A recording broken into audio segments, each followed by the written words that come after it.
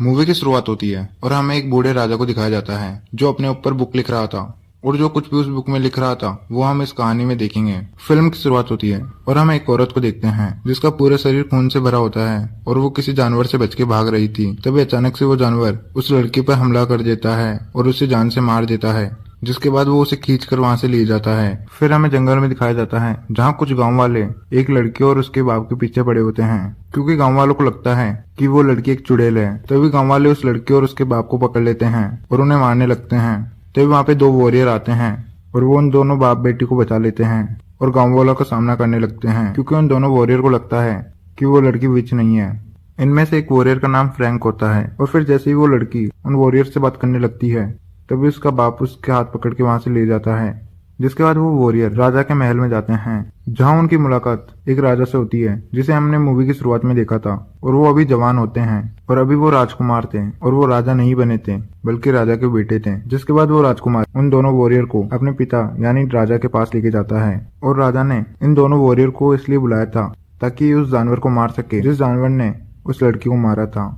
और वो जानवर इनके इलाके में तबाही मचा रहा है और इनके मुताबिक वो जानवर एक भेड़िया है और वो भेड़िया किसी न किसी को अपना शिकार बना लेता है, जिस वजह से चारों तरफ डर फैला होता है। इसीलिए राजा ने उस भेड़िया का सफाया करने के लिए इन दोनों वॉरियर को बुलाया है, क्योंकि ये दोनों काफी बहादुर वॉरियर थे। राजा उन्हें कहता है कि अगर तुमने उस भेड़िए को मार दिया तो तुम्हें मुंह मांगा इनाम दिया जाएगा, जो सुन के वो दोनों वॉरियर काफी खुश होते हैं। फिर राजकुमार उन दोनों को उनका कमरा दिखाता है। यहाँ उन दोनों की और राजकुमार के बीच थोड़ी बातचीत हुई, जिस वजह से उनके बीच में काफी अच्छी दोस्ती बन गई। फिर राजकुमार उनसे बोलता है, क्या इस जंग में मैं भी आपके साथ चल सकता हूँ? जिस पर वो दोनों वॉरियर उसे हाँ कर देते हैं, जो सुन के राजकुमार काफी खुश होता है। फिर अगले दिन राजकुमार और वो दोनों वॉरियर भेड़िए का पता लगाने के लिए जंगल में आ जाते हैं। यहाँ उन्हें एक औरत की लाश मिलती है जिसकी हालत काफी खराब होती है, क्योंकि उस भेड़िए ने उस औरत को काफी बेरहमी से मारा था। और आसपास छानबीन करने पे इन्हें वहाँ कुछ नहीं मिलता है कि आखिर इस औरत को मारने के बाद भेड़िया किस तरफ भागा। महल आके फ्रैंक की मुलाकात सोफी नाम की लड़की से होती है। सोफी इतनी खूबसूरत होती है कि फ्रैंक ने पहली नजर में फ्रैंक को उससे प्यार हो जाता है। फ्रैंक उसके पास जाके उससे बातचीत करने लगता है और वो भी फ्रैंक से बात करने में दिलचस्पी ले रही थी और इस तरह इन दोनों के बीच में दोस्ती हो जाती है। फ्रैंक राजा के सिपाहियों के साथ उस गांव का नक्शा देख रहा होता है तभी उसके दोस्त का गांव वालों के साथ झगड़ा हो जाता है, जो लड़ाई हाथापाई तक पहुंच जाती है। लेकिन वो अकेला ही गांव वालों के सामना कर रहा था और कोई भी गांव वाला उसके सामने टिक नहीं पाता है और वो अपनी स्किल्स का इस्तेमाल करते हुए उन गांव वालों को काफी दूर दूर तक फेंक रहा था। तभी राजा का सिपाही गोली चला के उन गांव वालों को वहां से भगा देता है। तभी वहाँ पे वो लड़की और उसका बाप आता है जिसे गाँव वाले मारने के लिए भागे थे और तभी वहाँ पे वो लड़की का शरीर मुड़ने लगता है, जो देख के वहाँ पे जितने भी गाँव वाले होते हैं वो घबरा जाते हैं और वो सारे उस लड़की को विच कहने लगते हैं, क्योंकि उन्होंने ऐसी हालत पहली बार देखी थी। तभी फ्रैंक उस लड़की को चेक करने लगता है, क्योंकि फ्रैंक डॉक्टर के सारे काम जानता था। वो सबको बताता है कि ये कोई चुड़ैल नहीं है बल्कि इसे दौरा पड़ा है और वो सभी से रिक्वेस्ट करता है ये बीमार है, इसलिए आगे से इसे कोई भी विच विच कह के चिढ़ाए ना और इसे अपने हाल पे छोड़ दे। फिर अगले दिन राजा के सभी साथी जंगल में जाते हैं। उन सबके पास गन होती है, जिसके बाद वो सभी भेड़ियों का शिकार करने लगते हैं, क्योंकि उन्हें लग रहा था कि अगर इनमें से कोई भी वो भेड़िया हुआ जो लोगों का शिकार कर रहा था तो वो यहाँ पे मारा जाएगा और उसके मरने से सब कुछ ठीक हो जाएगा और गांव में वापस सुकून का माहौल बन जाएगा। और उस शिकार से दूर वो दोनों वॉरियर इस जंगल को चेक करने आए थे, जहाँ इनके साथ सोफी भी आई होती है। तभी इनके पास एक सफेद भेड़िया आता है जो उन सिपाहियों से बच के आया था। तभी सोफी उस भेड़िए को मारने वाली होती है, लेकिन फ्रैंक उसे रोक देता है। दूसरी तरफ राजा के साथियों ने काफी बेकसूर भेड़ियों को मार दिया था। फिर सभी गांव वाले और राजा के साथी चर्च में जाते हैं, जहां फादर बोलता है कि अगर तुम इस भेड़िए से बचना चाहते हो तो भगवान से प्रे करो और कोई भी रास्ता नहीं है। तभी चर्च में एक आदमी आता है जो काफी घबराया हुआ था। वो फादर के पास जाता है और फादर को बोलता है कि उस भेड़िए ने मेरे बेटे पे अटैक कर दिया है, जिस वजह से मेरा बेटा जख्मी हालत में पड़ा हुआ है। जिसके बाद वो राजा के सिपाही उस भेड़िए को पकड़ने के लिए निकल जाते हैं, क्योंकि उन्हें लगता है कि वो भेड़िया हमला करके ज्यादा दूर तक नहीं भागा होगा और हम उसे पकड़ लेंगे। फ्रैंक को आगे बढ़ते हुए एक और लाश मिलती है जिसकी हालत काफी खराब होती है और इसे भी उस भेड़िए ने ही मारा था। और उस लाश को चेक करते हुए फ्रैंक को उसकी लाश पे से एक लोहे का टुकड़ा मिलता है और फ्रैंक के साथी को उस केव में से उस जख्मी आदमी का बेटा मिल जाता है, जिसकी हालत काफी खराब होती है। जिसके बाद वो उस लड़के को उठा के हॉस्पिटल में लेके जाता है ताकि वो उसके होश आने पे उससे पूछ सके कि वो भेड़िया दिखता कैसा है। फ्रैंक वापस राजा के महल आता है और वो सभी को बताता है कि उसे एक लाश पे से लोहे का टुकड़ा मिला है जिसे भी उस भेड़िए ने मारा है। और वो बताता है कि ये लोहे का टुकड़ा भी उस भेड़िए का ही है, लेकिन भेड़िए के ऊपर तो कोई लोहे का टुकड़ा फिट होता ही नहीं। जिस पर वो बोलता है कि ये कोई मामूली भेड़िया नहीं है। वो बोलता है कि शायद वो भेड़िया हो ही ना, शायद वो भेड़िए जैसे दिखने वाला कोई जानवर हो और उसकी बात सुन के राजा और उसके साथी काफी हैरान होते हैं। वो सभी उसकी बात पे यकीन नहीं करते हैं। वो सभी यही सोच रहे थे कि अगर वो भेड़िया नहीं तो आखिरकार वो क्या है।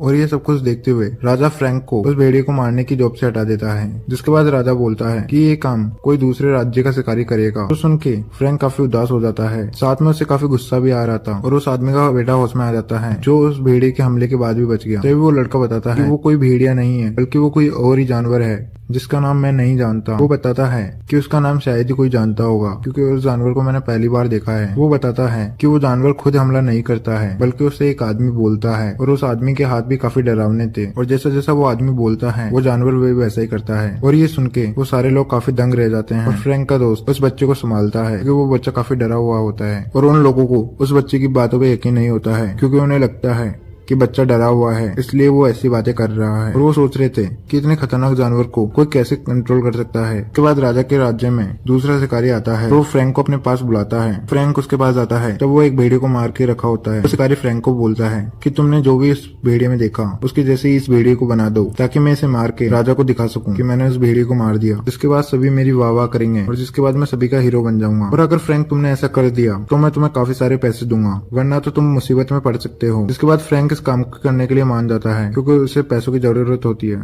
और वो उस भेड़िए को एक खतरनाक जानवर में बदल देता है जो कि वैसा ही दिख रहा था जैसे कि उस भेड़िए के बारे में सब बोल रहे थे। काम खत्म करने के बाद फ्रैंक सोफी से मिलने आता है। फिर हमें सोफी को दिखाया जाता है जिसके हस्बैंड को सोफी और फ्रैंक के दोस्ती के बारे में पता चल गया था लेकिन सोफी उसे अपना हस्बैंड नहीं मानती थी। वो सोफी को एक पेंटिंग दिखाता है और बोलता है कि ये पेंटिंग फ्रैंक ने बनाई है और फ्रैंक इससे प्यार करता है। जो सुन के सोफी को काफी बुरा लगता है क्योंकि वो फ्रैंक से प्यार करती है। वो सोचती है कि फ्रैंक उसे धोखा दे रहा था। फ्रैंक उसे समझाने की कोशिश करता है लेकिन सोफी काफी गुस्सा होती है इसलिए वो उसे वहाँ से जाने के लिए बोलती है। जो सुन के फ्रैंक का दिल टूट जाता है और वो वहाँ से चला। फिर हमें जंगल में एक औरत दिखाई जाती है जो अपनी बकरी के बच्चे को ढूंढते हुए काफी जंगल के अंदर आ जाती है। तभी वो जानवर वहाँ पे आ जाता है और वो उस औरत को बहरे में से मार डालता है। फिर हमें सोफी को दिखाया जाता है जिसके पास वो लड़की आती है जिसकी पेंटिंग फ्रैंक ने बनाई थी।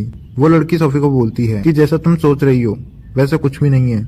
हाँ, फ्रैंक मेरे पास आता था लेकिन हमारे बीच में कुछ भी ऐसा नहीं है। वो केवल मेरी पेंटिंग बनाने के लिए आता था और आज भी वो तुमसे काफी प्यार करता है। जो सुन के सोफी को काफी बुरा लगा कि उसने इतने अच्छे इंसान पे शक करा। जब फ्रैंक और उसका साथी ये राज्य छोड़ के जा रहे थे तभी उनके पास राजकुमार आता है। राजकुमार फ्रैंक से बोलता है कि मैं जानता हूँ कि वो जानवर अभी तक मरा नहीं है क्योंकि अभी भी वो लोगों को मार रहा है। तो वो उन दोनों वॉरियर को बोलता है कि तुम उस जानवर को ऐसे जिंदा छोड़ के नहीं जा सकते।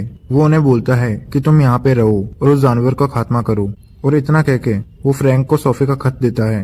राजकुमार फ्रैंक को बोलता है कि सोफी तुमसे मिलना चाह रही है और ये जान के फ्रैंक काफी खुश हो जाता है और फ्रैंक और उसका साथी यहाँ रहने के लिए मान जाता है। फिर रात होते ही फ्रैंक सोफी से मिलने जाता है जहाँ वो दोनों एक दूसरे को देख के काफी खुश होते हैं और एक दूसरे के गले मिलते हैं। लेकिन जब सोफी के डैड फ्रैंक के लिए शराब लेने जाते हैं तब वो जानवर वहाँ आ जाता है और वो उनके ऊपर काफी जोर से हमला कर देता है और वो जानवर सोफी के डैड को बहरे में से मार डालता है।